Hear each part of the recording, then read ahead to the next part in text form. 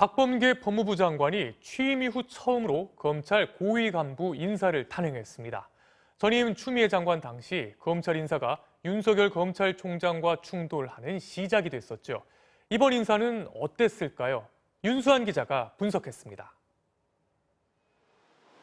이례적으로 일요일 오후 발표된 박범계 법무부 장관의 첫 검찰 고위 간부 인사.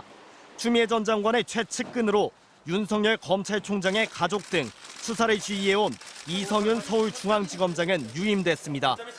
윤 총장에 대한 징계 청구를 주도했던 법무부 심재철 검찰국장, 검사 술접대 의혹을 수사한 이정수 서울남부지검장은 서로 자리를 맞바꾸면서 추 전 장관이 중용했던 인사들은 계속해서 핵심 요직을 지켰습니다. 비어있던 대검 기획조정부장 자리엔 조종태 전 검찰개혁 추진단장이 임명됐습니다. 1년 전 추미애 전 장관이 검사장급 32명을 바꾸며 검찰 조직을 뒤흔든 데 비하면 이번 인사는 불과 4명으로 소폭에 그쳤습니다.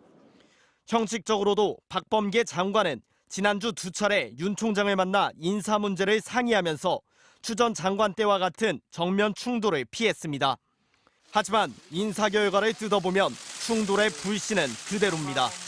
당초 윤 총장은 이성윤 중앙지검장과 또 검찰총장 징계를 추진하며 혼란을 불러온 참모진은 교체해달라고 요구했지만 박 장관이 이를 받아들이지 않은 겁니다. 인사 발표 내용도 미리 통보하지 않은 것으로 알려졌습니다.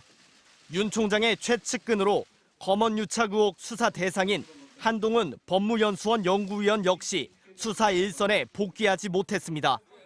법무부는 최근 6개월마다 대규모 인사가 실시됐기 때문에 이번 인사는 최소화했다고 설명했는데 오는 7월 윤석열 총장 임기가 끝나면 대규모 물갈이 인사가 있을 것으로 예상됩니다.